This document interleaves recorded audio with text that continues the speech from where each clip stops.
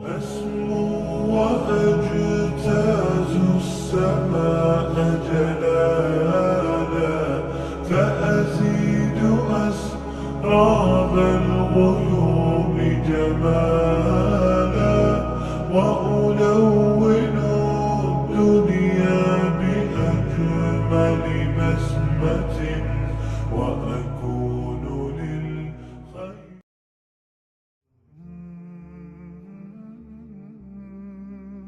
Ulamolardan ba'zilari aytadiki, hamma muammolarning sababi ko'p o'ylashlik va ko'p mahzun bo'lishlik ekan deydi.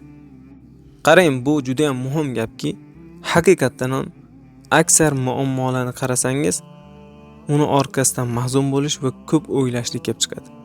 Va buni orqasidan boshqa muammolar kelib chiqadi. Bir ayoli yaxshi bo'lmagan yoki eri yaxshi bo'lmagan yoki farzandi nosog'lom tug'ilgan yoki farzandi yaxshi bo'lmagan yoki bir musibat bilan musibatlangan yoki bir yaxshi ko'rgan insondan ayrilgan kimsalarni qarasangiz, o'sha muammoni, o'sha mahzunlik, o'sha ayriliq, o'sha musibatni daf qilishlik uchun o'zlarining boshlarini yana boshqa muammoga solishadi. Qarasangiz, birisi sigaret chekib alamon olmoqchi bo'ladi, birisi aroq ichib alamon olmoqchi bo'ladi. Yana birisi sevgilisi yaqindan ayrilganligi sababli musiqa eshitib turib shuni og'rig'ini yengillashtiraman deb o'ylaydi. Ammo muammo ikkitaga aylanadi. Bitta muammo edi mana u yoki bitta musibat edi mana u, farzandi, ayoli yoki yaqindan ayrilgani. Ammo bu ish qilishligi bilan bu ikkinchi muammoga kirdi bu. Kerak bo'lsa bu muammodan ham kattaroq muammo. Chunki mana bu ikkinchi muammoni orqasidan undan ham ko'proq muammolar barpo bo'ladi. Bu mana u seriallarda yoki mana bu xristian, yahudiy bo'lgan yoki buddist bo'lgan kimsalarda bu sakinat bilan bir narsaga erishishlik. Ularning e'tiqodida.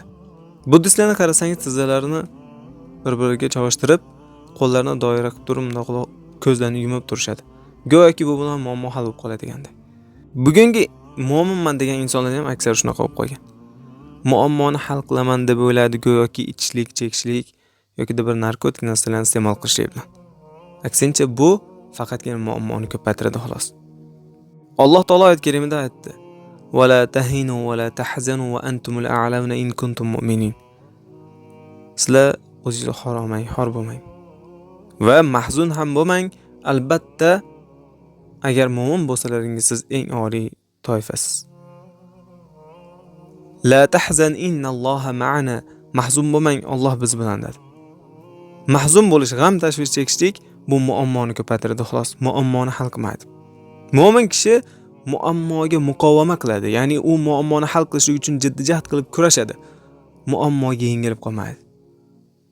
Va qolganlar kabi o'zini qandaydir bir narsaga bog'lab ham qo'ymaydi, spirtli ichimliklarga yoki tamaki mahsulotlarga. Bu bilan muammolar ko'payadi xolos. Bir kambag'al insonni qarasangiz, kambag'alligidan shikoyat qiladi. Men boyligim yo Alloh menga bermagan deydi, valiyazbillah. Keyin qarasangiz, mana shuni achchig'idan mana shu Alloh bermagan deb ichib chekib yuradi.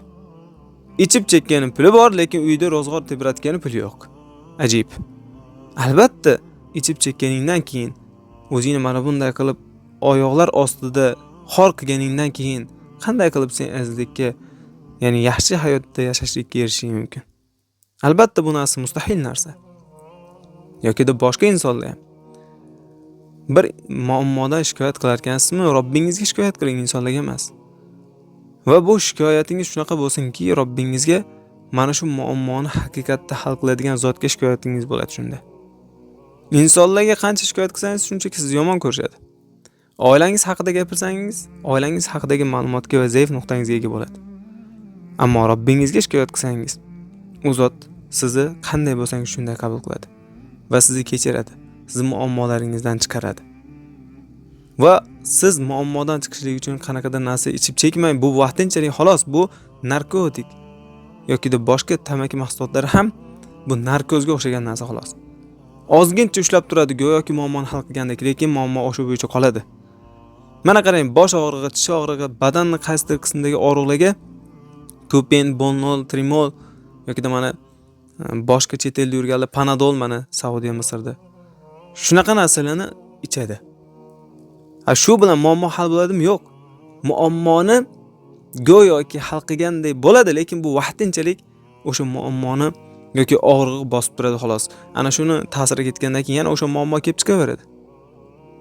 Buni nima qilish kerak? Ildiz bilan davolashlik kerak bo'ladi. Shuning uchun biz bu narsani haqiqatan to'g'ri tushunishimiz kerak. Mo'min kishi muammolardan qochadigan kishi bo'lmaydi. Muammolarga muqovama qilib to'g'rima-to'g'ri turadi. Bekorga payg'ambarimiz sollallohu alayhi vasallam aytdilarmi? Ajaban li amril mu'min inna amrahu kulluhu khayr. In asobathu darra sabara fakana khayran lahu. Va in asobathu sarra shakara fakana khayran lahu. Mo'min kishining ishi ajoyib. Uni barcha ishi yaxshi. Agar unga bir zarar yetadigan bo'lsa, musibat yetsa, muammo kelib qolsa, sabr qiladi, Allohga muhtasiblik qiladi. Unga yana yaxshi bo'ladi. Ya'ni ajr bo'ladi. Agar unga xursandchilik Alloh tomonidan bir mukofot yetsa, shukr qiladi va yana unga yaxshilik bo'ladi. Chunki nima dedi Alloh? Innama yuwaffas sabiruna ajrahum bighayri hisab. Alloh sabrlilarning ajrini behisob beraman dedi. Endi shukr qilsachi, la in shakartum la azidannakum. Agar shukr qilsalaringiz men ziyoda qilaman o'sha berayotgan ne'matimni dedi. Demak, mo'min kishi mana shunga qarab turib hayotda qadam tashlashlik kerak. Mana shunga qarab turib yurishlik kerak. Mahzunlik, shumshayish, to'ntayish yokida bir punjayishlik bilan hech qanaqa muammo hal bo'lmaydi. Ya'ni shumshayish degani bir hech qanday tanasida kuch-quvvatga o'xshab holsizlanib turish. To'ntayish degani qovoqlarni chimirib turib oladi. Keyin u chunchayish degani ana shu buchalarga qamalib oladi, bir chekkilada yuradi, o'zini insonlardan olib qochib. Bu bilan muammo hal bo'lib qolmaydi, birodar. Alloh subhanahu va taologa taqvo qiling. Muammolardan chiqish istayapsizmi? Zikr, istig'for, tasbih lozim tuting. Yunus alayhisalom ketdi, qornidan qanoq chiqib ketdi, tasbih bilan chiqib ketdi. Istig'for bilan chiqib ketadi inson muammolardan. Va taqvo bilan chiqib ketadi inson. Va may yattaqillaha yaj'al lahu makhraja va yarzuqhu min haythu la yahtasib va man yatawakkal 'ala Allohi fa huwa hasbuh. Kim Allohga taqvo qilsa, Alloh uni muammolari, g'am tashvishlardan chiqishni beradi. U o'ylamagan tomonidan rizqlantirib qo'yadi. Kim Allohga taqvo qiladigan bo'lsa, Alloh unga kifoya qiladi. Mana yechim. Alloh subhanahu va taologa taqvo qiling. Zikr lozim tuting.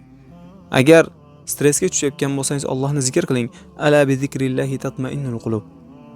Allohni zikr qilish bilangina qalblar orom oladi.